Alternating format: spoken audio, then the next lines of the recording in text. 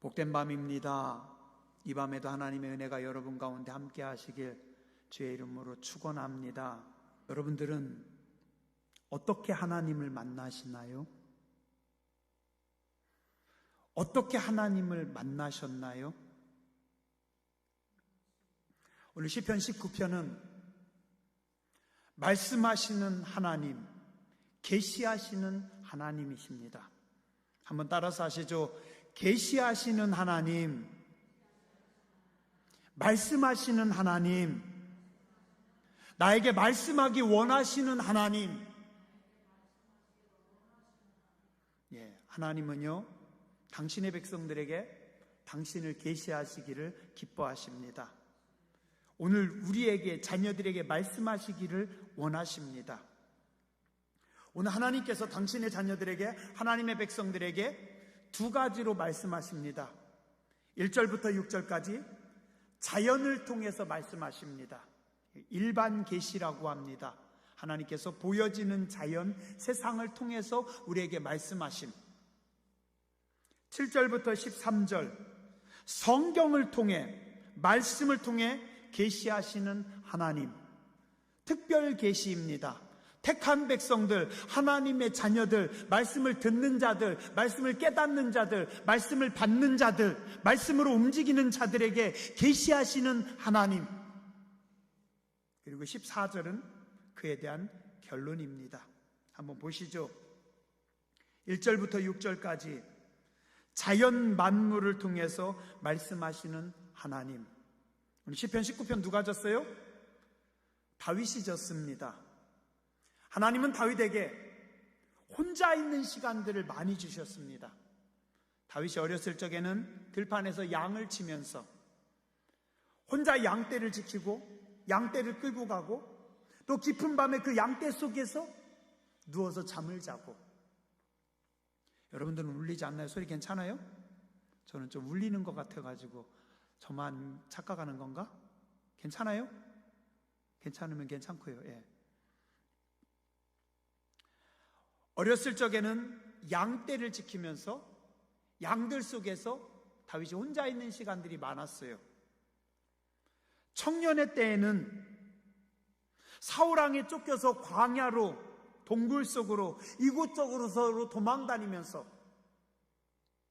혼자 하나님 앞에 서는 시간들이 많았습니다. 그리고 세월이 지나서 성인이 된 후에도, 그가 성군이 된 후에도 그는 늘 하나님을 찬양하며 예배하는, 하나님 앞에 서 있는, 하나님과 둘이 만나는 시간들을 참 많이 가졌던 사람입니다.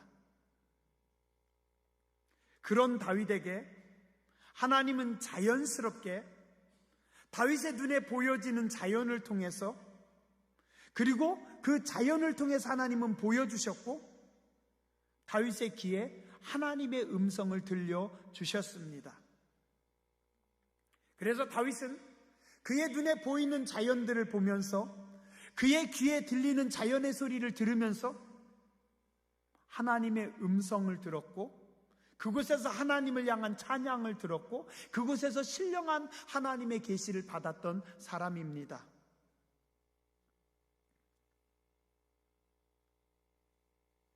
하나님은 하나님께서 만드신 모든 자연을 아름답게 만드셨어요.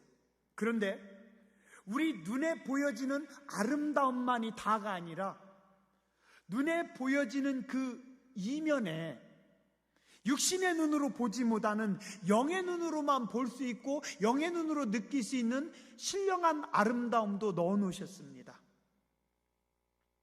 우리가 새벽에 혹은 혼자 산길을 가든지 길을 가다 보면 새소리, 물소리, 혹은 요즘은 낙엽 밟는 소리, 그리고 비가 내릴 때는 빗소리, 이런 자연의 소리들을 들을 때 우리 어때요?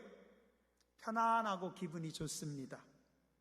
자연의 소리를 들으면서 우리의 육신이 평안함을 느끼는데, 그 소리 너머에, 그 소리 속에 신령한 하나님의 소리, 하나님의 음성이 담겨져 있습니다.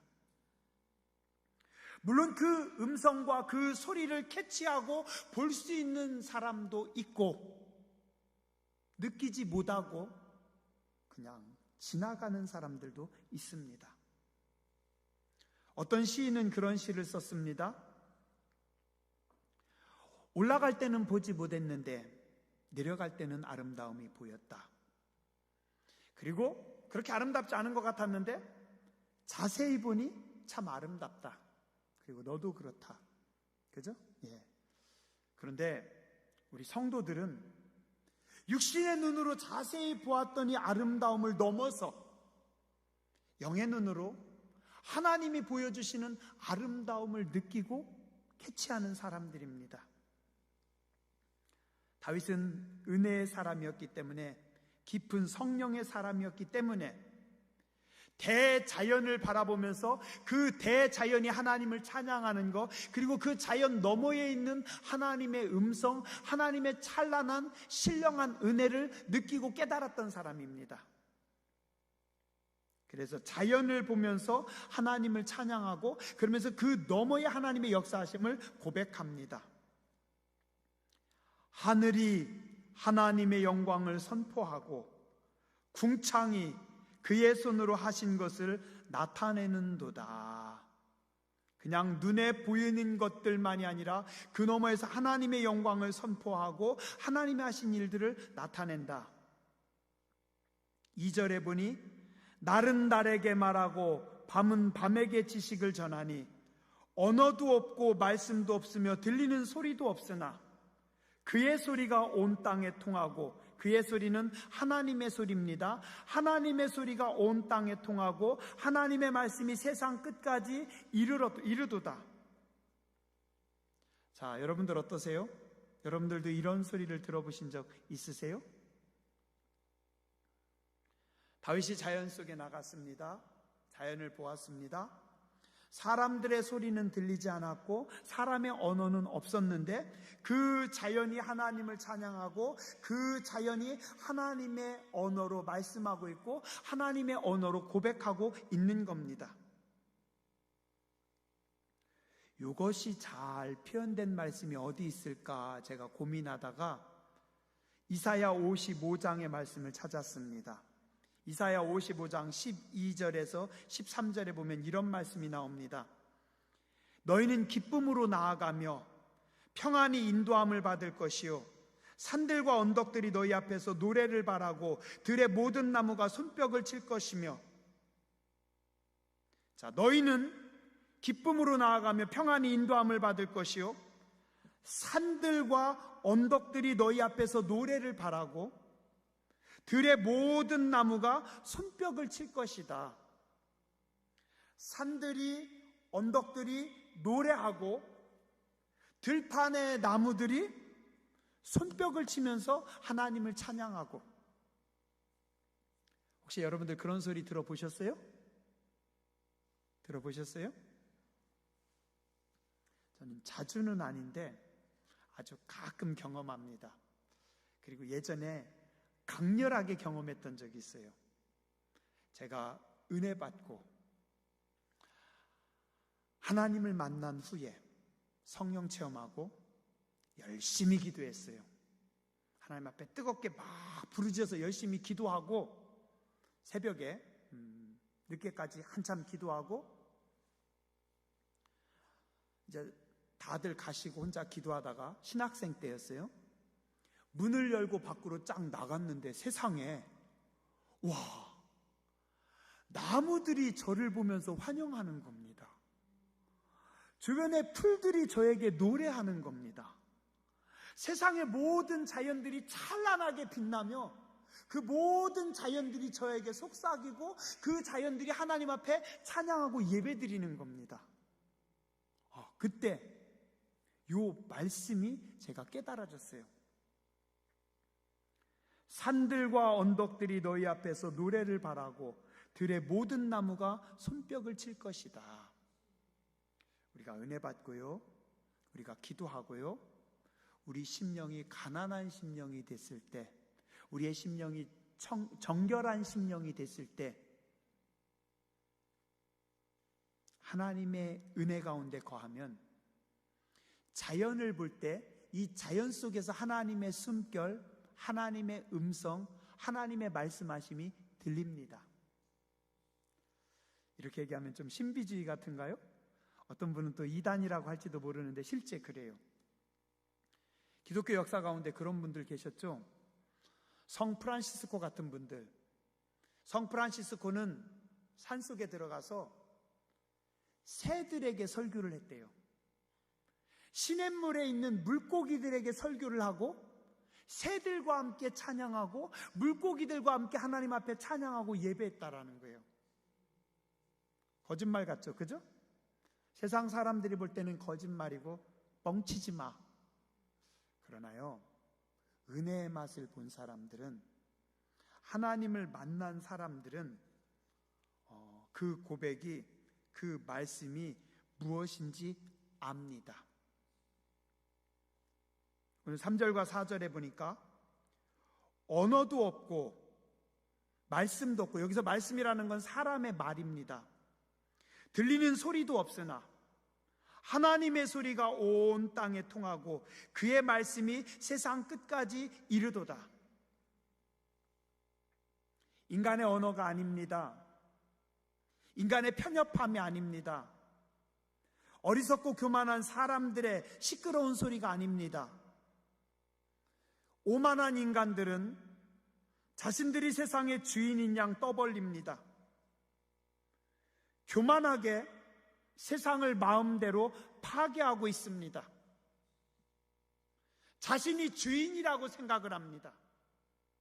그리고 큰 소리 칩니다. 바쁘게 살아갑니다.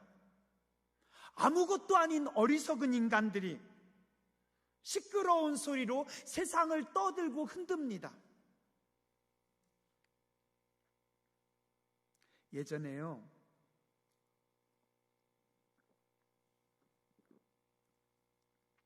삼백이라고 하는 영화를 제가 본 적이 있어요. 거기서 보면 그 페르시아의 황제 크세르크세스라고 하는 그 황제가 있습니다. 이 사람이 코끼리 등에 타고 그 다음에 엄청나게 많은 군대를 쫙 이끌고 거기서 위엄을 세우면서 막 채찍을 휘두르면서 고함을 칩니다. 대제국 페르시아의 왕 크세르크세스가 막 소리를 질러요. 그때 저는 뭐 하고 있었는지 알아요? 제 책상에서 책상 위에다가 두 발 다 올려놓고 육포를 뜯어가면서 그놈 참 못생긴 놈이 시끄럽게 떠들고 있네. 무슨 얘기인지 이해되시죠? 제 책상에서 제가 책상 위에 다리를 뻗고 최고 편한 자세로 육포를 뜯어가면서 영화를 보고 있어요. 그 옛날 페르시아의 황제 크세르크세스가 소리 지는 걸 쳐다보면서 못생긴 놈이 어지간히 떠들고 있네.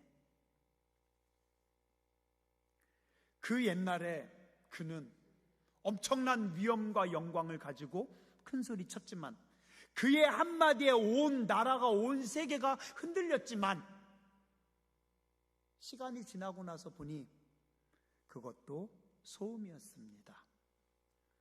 한때 알렉산더가, 한때 나폴레옹이 세상을 흔들고 명연설을 하고 사람들에게 큰 소리를 치고,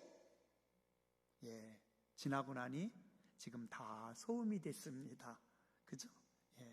우리나라도요, 조선시대 임금들이 뭐 한때 무슨 정치가가, 무슨 대통령이 누가 막 큰 소리 쳤는데 지나고 나서 보니 다 소음이 됐습니다. 소음이 됐어요. 시편 62편 9절에 보니 슬프도다. 사람은 입김이며 인생도 속임수이니 저울에 달면 그들은 입김보다 가벼우리로다. 오늘 우리도요, 한평생 살아가면서 80년을 살든 90년을 살든 어려서부터 90년 사신다고 보죠. 90년 동안 참 많은 말을 했어요. 내 입에서 참 많은 말들이 나갔어요. 얼만큼 가치 있는 말들이었나요? 지나고 나서 돌아보니 성경의 표현에 의하면 입김이다. 저울에 달면 입김보다 가볍다. 이게 인생입니다. 시편 2편 1절에서 4절에 보면 이렇게 말씀합니다. 어찌하여 이방 나라들이 분노하며 민족들이 헛된 일을 꾸미는가? 세상의 군왕들이 나서며 관원들이 서로 꾀하여 여호와와 그의 기름 부음 받은 자를 대적하며 우리가 그의 맨 것을 끊고 그의 결박을 벗어버리자 하는도다. 세상의 많은 왕들이, 세상의 군왕들이, 권력자들이 나서서 큰 소리를 빵빵 치고 있습니다. 그랬더니 4절에 뭐라고 하냐면 하늘에 계신 이가 웃으시며 주께서 그들을 비웃으시리로다. 오늘날도 그래요. 참 많은 사람들이 시끄럽게 떠들고 이 지구를 70억 인구가 서로 똑똑하다고 서로 잘났다고 막 왁자지껄 하는데 하나님이 보시면서 웃으십니다. 그죠? 자, 그런데 그 인간의 언어도 없고 말씀도 없고 들리는 소리도 없지만 세상의 모든 소리가 잠잠하고 사람의 소리가 다 시끄러운 소음들이 사라졌을 때 그곳에서 하나님의 소리가 온 땅에 통하고 하나님의 말씀이 세상 끝까지 이르도다. 다윗이 오늘 이거를 느낀 겁니다. 다윗이 오늘 이 소리를 들은 겁니다. 사울왕이 자기를 죽이려고 막 큰 소리치고 사울왕 옆에 있는 사람들이 자기를 막 욕하고 사람들 시끄럽고 난리가 났지만 다윗은 그 모든 것이 다 잠잠한 깊은 밤에 혹은 아무도 없는 혼자 서 있는 그곳에서 이 자연 너머에 말씀하시는 하나님의 음성, 계시하시는 하나님의 계시, 그리고 이 모든 자연이 어리석고 교만한 인간들이 아닌 이 모든 자연이 하나님을 찬양하며 하나님을 예배하는 것을 다윗이 봅니다. 그렇죠?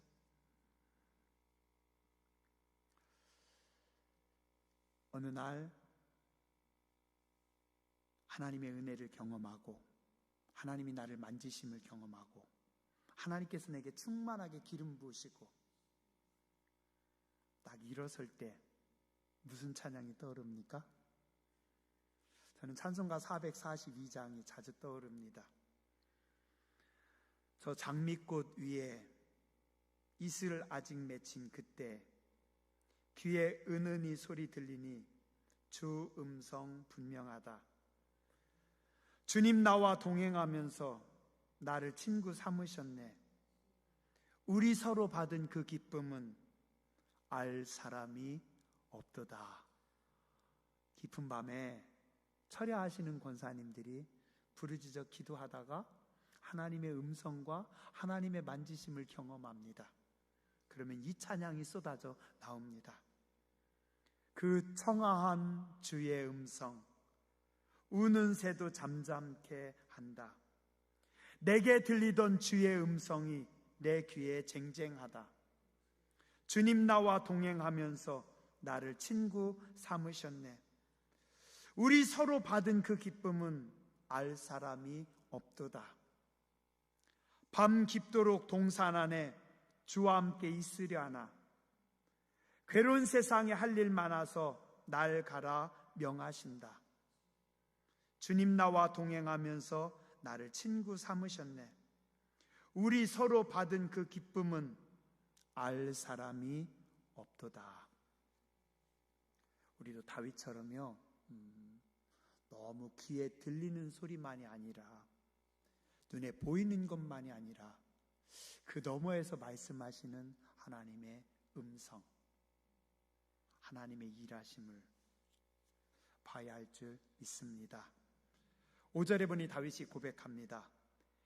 해는 그의 신방에서 나오는 신랑과 같고 그의 길을 달리기 기뻐하는 장사 같아서 해가 떠오르는 모습을 보면서 신방에서 나오는 신랑과 같다.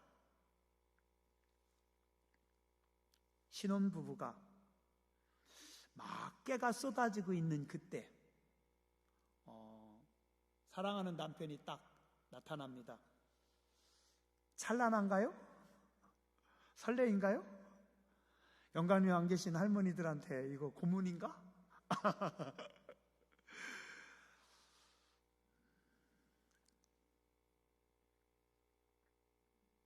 어떤 사람들은요, 떠오르는 태양을 보면서 그 태양 앞에 경배합니다. 태양을 예배합니다. 누가요? 가인이 하나님을 떠나 에덴의 동편으로 가서 떠오르는 태양을 보면서 태양을 숭배하고 자연을 예배하고 하나님을 버리고 자연 앞에 엎드립니다. 우상 숭배하는 거죠. 그죠? 그런데 은혜를 아는 사람들은 떠오르는 태양을 보면서 거기에 경배하는 것이 아니라 저 태양을 띄우시는 하나님, 저 태양 너머에서 말씀하시는 하나님, 인간의 역사를, 인간의 시간을 주관하시는 하나님, 그 전능자의 숨결과 그 전능자의 영광을 온몸으로 받고 느끼는 겁니다. 떠오르는 태양을 보면서 태양 앞에 경배하고 예배하는 것이 아니라 태양을 만드신 하나님, 태양을 세우신 하나님, 저 태양을 통해서 우리에게 찬란한 영광과 빛을 주시는 하나님. 오늘 다윗은요, 아침에 밤새 철야하고 아침에 떠오르는 태양을 바라보면서 신랑이신 예수님을 만납니다. 그리고 하나님의 음성을 듣습니다. 하늘 이 끝에서 나와서 하늘 저 끝까지 운행하며 그의 열기에서 피할 자가 없도다. 이것은요, 태양과 자연을 숭배하는 것이 아니라 하늘 이 끝에서 하늘 저 끝까지 천지 만물을 통치하시는 하나님의 전능하신 능력, 하나님의 은혜를 경험하며 찬양하는 겁니다. 그죠? 우리도 이런 찬양과 예배가 있어야 될 줄 믿습니다. 자연을 통해서 말씀하신 하나님, 그 다음에 7절부터 13절까지는 말씀을 통해서 말씀하시는 하나님, 자연의 비밀을 가르쳐 주십니다. 진리를 보여주십니다. 무엇으로요? 하나님의 말씀으로. 보시죠. 여호와의 율법은, 하나님의 말씀은 완전하여 영혼을 소성시키시고 영혼을 다시 살리시고, 이 말씀은 회개한다라는 뜻도 있습니다. 영혼으로 하여금 회개하게 해서 그 영혼을 치료하신다. 무엇이? 하나님의 말씀이. 여호와의 증거는, 하나님의 말씀은 확실하여 우둔한 자를 지혜롭게 하며, 우리는 모두 다 우둔한 자입니다. 우리는 모두 다 교만한 자들입니다. 우리는 모두 다 어리석은 자들입니다. 우리는 모두 다 강팍한 자들입니다. 그러나 우리는 하나님의 말씀을 사랑하고 하나님의 말씀을 붙잡고 나아가기 때문에 하나님이 주시는 지혜를 가지고 움직이며 살아가고 있는 존재들인 줄 믿습니다. 우리 여러분들이요, 하나님의 말씀을 사랑하세요. 그러면 우리가 가장 지혜로운 자가 됩니다. 저도 자꾸 머리가 나빠져서 자꾸 멍청한 짓을 많이 해서 요즘 하나님 앞에 기도합니다. 하나님, 제게 지혜를 주시옵소서. 계시하여 주시옵소서. 의에 줄이고 목마릅니다. 하나님, 말씀하여 주시옵소서. 여호와의 교훈, 말씀은 8절 정직합니다. 이 말씀은 우리의 마음을 기쁘게 합니다. 여호와의 말씀은 순결하여 우리의 눈을 밝게 합니다. 에덴 동산에서 아담과 하와는 여호와의 말씀이 아닌 사단의 세상의 속삭임에 선악과를 지멋대로 따먹었더니 눈이 밝아졌어요. 그렇게 해서 뭐가 보여요? 죄가 보이고 악이 보입니다. 오늘날 세상에 많은 사람들이요, 선악과를 따먹으면서 세상의 지혜로 눈이 밝아진다라고 착각합니다. 아니에요. 눈이 밝아지기는 밝아지지만 생명의 눈은 어두워집니다. 영의 눈은 죽습니다. 무엇으로 우리의 눈이 밝아집니까? 하나님의 말씀으로. 하나님의 말씀은 순결하여 우리의 눈을 밝혀줍니다. 여러분들의 영적 시력은 지금 어느 정도 됩니까? 어떤 사람은 영적인 시력이 마이너스 10입니다. 보이지가 않아요. 한 치 앞도 안 보여요. 사단이 끌고 가는 대로, 그냥 사단이 개 끌고 가듯이 끌고 가는데 거기 질질질질 끌려가면서도 영적인 눈이 마이너스 시력이니까 아무것도 안 보이는 겁니다. 소경이 소경을 인도하고 있고 거기 개 끌려가듯이 끌려가는 우둔한 인생들이 얼마나 많습니까? 왜요? 말씀이 없으니까, 말씀을 모르니까. 여호와의 말씀은 순결해서 이 말씀을 보면 우리의 영안이 열립니다. 우리의 영적인 마이너스 시력이 돌아서야 됩니다. 돌아서야 돼요. 그죠? 플러스로 돌아서야 됩니다. 0.1, 0.2, 0.3 지금은 힘이 하나. 지금은 우리가 우둔해서 하나님이 보이지 않고 은혜가 보이지 않고 말씀이 제대로 보이지 않지만 하나님께서 우리의 신령한 눈을 열어주시면, 우리의 영안이 열리면 그러면 볼 수 있습니다. 그렇죠? 우리 영적인 시력들이 최소 1.0은 넘어야 하지 않겠습니까? 그렇죠? 여호와의 계명은 순결하여 눈을 밝게 하는도다. 여호와를 경외하는 도는 역시 말씀입니다. 말씀은 정결하여 영원까지 이루고 여호와의 법도 진실하여 다 의로우니 여호와의 말씀은 영원까지 이른다. 자, 한번 따라서 하시죠. 말씀을 깊이 천착해야 합니다. 천착이라고 하는 것이 무슨 단어냐면요, 구멍을 뚫다, 어떤 원인이나 내용 따위를 따지고 파고들어 알려고 깊이 연구한다. 깊이 찾는 겁니다. 학자들이 공부할 때, 논문을 쓸 때, 뭔가를 연구할 때 깊이 파고 들어가지고 파고 또 깊이 뚫고 들어가는 거, 깊은 곳까지 뚫고 들어가는 걸 천착이라고 합니다. 뭐를 뚫어야 돼요? 말씀을 뚫어야 됩니다. 말씀을 파고 들어가야 됩니다. 성도들이요, 말씀의 깊이를 알아야 됩니다. 그냥 보이는 대로 보고 느껴지는 대로 먹고 생각나는 대로 판단하고 아니에요. 가끔 제가 하나님 앞에 회개하는 게 설교를 한다고 해요.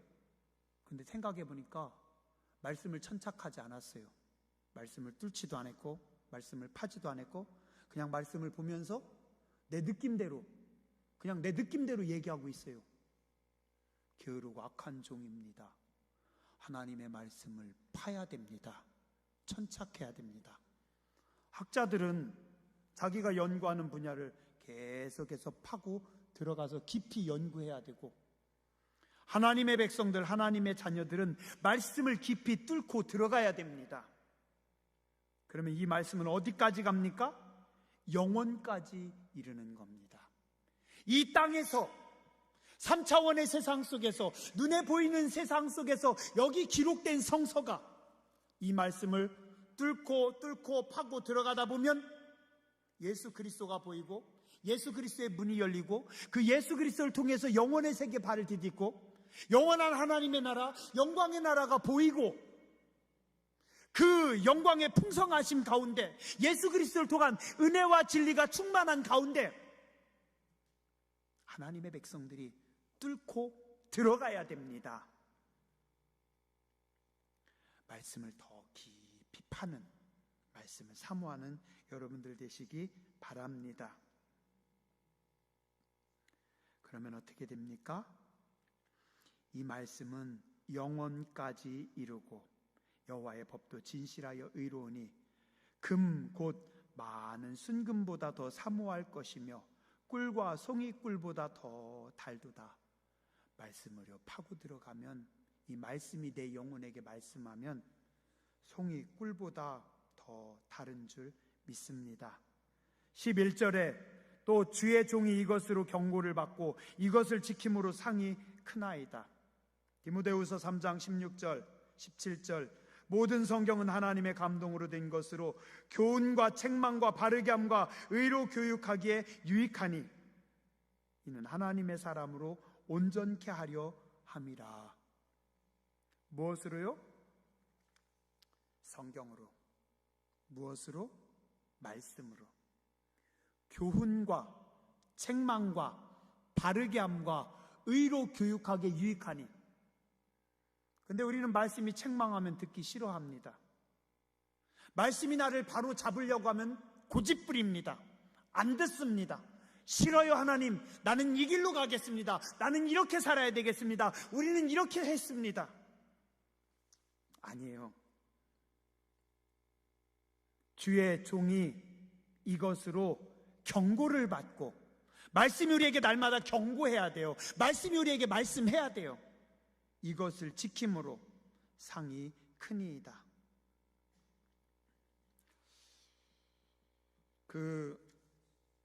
제가 알기로는 스펄전 목사님이 하신 걸로 알고 있는데 찾다 못 찾았어요.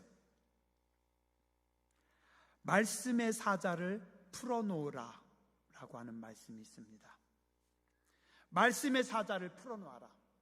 말씀의 사자가 친히 말씀하시게, 말씀으로 말씀하게 하라. 성경이 성도에게 말씀하게 하라. 이게 뭐냐면 하나님의 말씀이 살아 역사하는 겁니다. 사자처럼 하나님의 말씀이 나에게 말씀하게 하라. 그래서 제일 좋은 설교는 그냥 성경을 말씀을 쉽게 풀어주는 게 제일 좋은 설교래요. 근데 오늘 우리가 살고 있는 이 시대는 성경을 읽어주는 설교보다도 더 못한 설교가 더 많다라고 해요. 예, 제가 회개할 일이죠. 말씀의 사자를 풀어놔라. 여러분들 앞에 말씀의 사자가 마음껏 여러분들을 고치고 바꿀 수 있도록, 말씀이 나에게 말씀하도록, 그리고 성경이 우리에게 말씀하도록. 목사는 그냥 가이드입니다. 저는 그냥 성경을 조금 소개만 해줄 뿐입니다. 여러분들은 이 말씀을 보면서 말씀을 보는 훈련을 해야 됩니다. 말씀을 듣는 훈련을 해야 됩니다. 하나님의 말씀 앞에 서는 훈련을 해야 됩니다. 하나님의 말씀 앞에 수술하는 경험을 해야 됩니다. 하나님의 말씀 앞에 통회하고 자복하고 회개하는 경험들을 해야 됩니다. 그래서 그 말씀이 우리로 하여금 경고하고, 그 말씀이 우리로 하여금 깨닫게 하고, 그 말씀이 우리의 허물에서 벗어나게 하고, 그 말씀이 우리로 하여금 죄를 짓지 못하게 하고.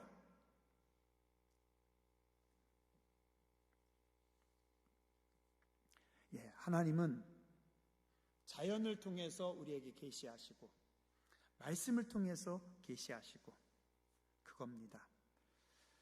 마지막 14절 다윗이 고백합니다. 나의 반석이시오 나의 구속자이신 여호와여, 내 입의 말과 마음의 묵상이 주님 앞에 연락되기를 원하나이다. 요한복음 4장에 보면 예수님께서 사마리아의 우물가에 가십니다. 목마른 여인을 만납니다. 이 여인이 예수님께 질문합니다. 우리 사마리아 사람들은, 우리 조상들은 예전부터 이 사마리아에서 예배드리는데 당신들 유대인들은 예루살렘에 있는 성전에서 예배를 드려야만 구원받는다고 하는데 주님은 어떻게 생각하십니까? 그랬더니 주님께서 말씀하십니다. 요한복음 4장 23절 아버지께 참되게 예배하는 자들은 영과 진리로 예배할 때가 오나니 곧 이때라. 아버지께서는 자기에게 이렇게 예배하는 자들을 찾으시느니라. 하나님은 영이시니 예배하는 자가 영과 진리로 예배할지니라. 장소가 중요한 것이 아니라 신령과 진정으로 영과 진리로 하나님의 성령의 감동하심과 하나님의 말씀으로 예배할지니라. 자, 오늘 시편 19편에서 다윗이 앞에는 자연을 통해서 하나님께서 말씀하시고 말씀을 통해 말씀하시고 그리고 마지막에 고백합니다. 뭐라고요? 나의 반석이시요 나의 구속자이신 여호와여, 내 입의 말과 내 마음의 묵상이 주께 연락되기를 원하나이다. 내 입의 모든 언어와 내 마음의 모든 묵상이 하나님 앞에 연락되기를 원하나이다. 이것이 신령과 진정의 예배가 아닐까요? 하나님의 음성에 귀를 기울인 사람, 말씀으로 새로워진 사람, 다윗의 고백입니다. 그죠? 예. 오늘 우리의 고백이 돼야 됩니다. 나의 입술에